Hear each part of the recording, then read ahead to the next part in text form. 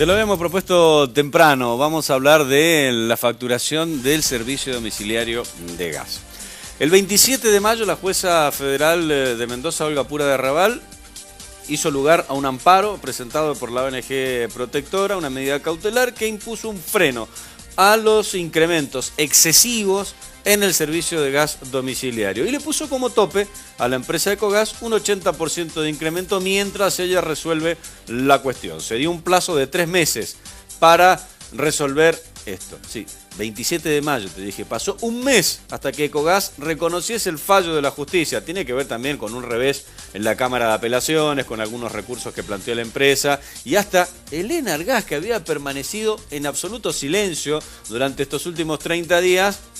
David Tesanos, el interventor nacional, salió a decir hace 2 días, exactamente para ser precisos, Ecogas tiene que allanarse a la decisión de la jueza y refacturar con un tope del 80%. Ecogas lo reconoció, lo admitió en un comunicado que emitió en la jornada de ayer. Pero vuelve a utilizar elementos de confusión, porque empieza a hablar de facturas emitidas, no habla de fechas de vencimiento, utiliza como fecha bisagra el 30 de mayo, que es el momento en que ellos recibieron la notificación de la jueza, no desde el momento en que se aplica, como lo dijo la jueza federal Olga Pura de Arrabal, y genera un tanto más de caos. Revolviendo el agua, hace de allí su ganancia la empresa. Porque si recordarás, cada vez que ibas a consultar y cada vez que nosotros hemos expuesto el caso, aquí en Viva la Mañana, también en Noticiero 9, Ecogas decía, no, usted tiene que pagar y tiene que pagar, independientemente de la factura si estaba recalculada o no. Lo que busca la empresa es eso.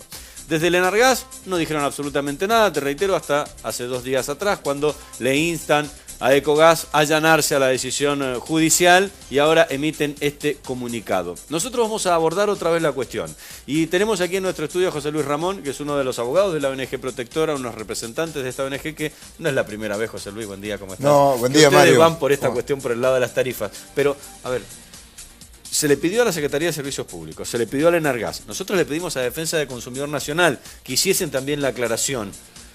¿Por qué sigue sumando confusión Ecogas? Y bueno, lamentablemente la empresa Ecogas está perdiendo la posibilidad de que los mendocinos sigamos confiando en ellos como empresa, porque lamentablemente, y a mí no me gusta hablar en esos términos porque es difícil y genera conflicto, pero ellos están haciendo trampa de la manera en que están informando. Y no estoy hablando como opinólogo, estoy hablando con conocimiento de la causa y de la batalla que venimos llevando a cabo desde hace mucho tiempo. Imagínate que este conflicto se remonta ya por el año 2008. Es decir, sí, no es un tema de hoy. Y más, ellos... Hacemos esta aclaración porque seguramente ustedes, así como nosotros como usuarios, hemos recibido nuestra factura del gas sin subsidio. Ojo, nosotros no estábamos subsidiados. Jamás estuvimos Pero la subsidiados. factura decía alcanzada por medida judicial. ¿Qué fueron esas medidas que interpusieron ustedes en aquel momento? Sí, la justicia federal le viene haciendo lugar a los planteos que hacemos en Protectora, porque justamente siempre, creo que vale la pena que todos lo sepan, hay un problema. A Mendoza se le quiere imponer un cuadro tarifario que sería exactamente igual que el que se aplica en la provincia de Córdoba, en el norte de Santa Fe, en donde el rango de la cantidad de gas que se necesita en el invierno para calefaccionar los hogares es mucho menor que el que hay en Mendoza. Entonces, en Mendoza, como hace frío, en los departamentos del Valle de Uco, en el sur y en el Gran Mendoza, porque vamos a hacer una aclaración sobre un proyecto de ley que presenta el gobierno de Mendoza que es impresentable. Que presentó Pamela Verazay la semana pasada. Una barbaridad, y voy a explicar por qué es una barbaridad. No se puede dividir la provincia de Mendoza en dos. Es decir, literal, pero no importa, pero para terminar la idea, la cantidad de gas que se necesita en el invierno en Mendoza es mucho mayor que el que se necesita en Córdoba, en Santa Fe, en los lugares que son más cálidos. Lógico. Acá hace frío. Entonces, lo que nosotros venimos pidiendo desde el año 2008, ahora, y que la jueza federal de Mendoza, la Cámara Federal de Apelaciones vienen confirmando, es que el Enargas tiene que hacer un cuadro tarifario adecuado al clima de Mendoza y no al de Córdoba, porque de esa manera, si ellos siguen o tratando de aplicar este cuadro tarifario, están metiendo mano en el bolsillo de los hogares de Mendoza. Porque ese cuadro tarifario es mucho más caro que lo que nosotros estamos en condiciones de pagar. Sí, y el ejemplo está en la factura. Sí, se habla por ahí de políticas de ahorro y nosotros también lo hemos planteado en algunas ocasiones. En invierno no se puede ahorrar gas. No, y las políticas de ahorro tienen que estar relacionadas con el clima.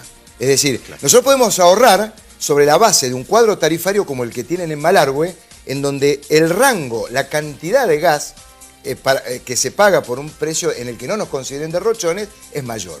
Y esa es toda la discusión. Lo que pasa que desde el gobierno federal, y acá cuando nosotros hablamos del gobierno federal, yo quiero que se entienda muy claro que desde Protectora estamos haciendo referencia al gobierno federal que gobernó hasta diciembre, de la señora Fernández y del ministro Cameron, como el del presidente Macri y el del ministro Aranguren. Desde el gobierno federal intentan imponer este cuadro tarifario porque la cantidad de dinero que obtiene la empresa Ecogas, los que fabrican el gas, y lo digo en este término para que se entienda, pueden sacar mucho, pero mucho dinero si nosotros, con el solo hecho de analizar la factura de 1.500, 2.500 que pretenden cobrar con ese cuadro tarifario. Y la empresa Ecogas, que solamente cobra el transporte y la distribución, hace trampa. Fíjate vos que la jueza federal le dijo, miren señores, a partir del 27 de mayo, y tengan en cuenta esta fecha, se encuentra suspendido el cuadro tarifario en Mendoza. A ver, te voy a interrumpir en un instante nada más, José Luis. Porque la jueza fue clara. Muy clara. Nosotros ya le hemos repetido en varias ocasiones el testimonio de la jueza, la entrevista que nos concedió para Noticiero 9 en una conferencia de prensa que hizo ella para aclarar esto. Desde hace muchísimo tiempo que la jueza no hablaba públicamente de estas medidas que iba tomando. Pero ante la confusión que se generó en las primeras semanas después de su fallo, ella dijo esto. Las boletas emitidas con vencimiento posterior al 27 de mayo de este año están alcanzadas por la suspensión de la medida cautelar que he dictado. No, yo no puedo aconsejarle a los usuarios porque no es mi función. La función que yo tengo es resolver. La resolución se dictó el día 27 de mayo y rige desde ese día.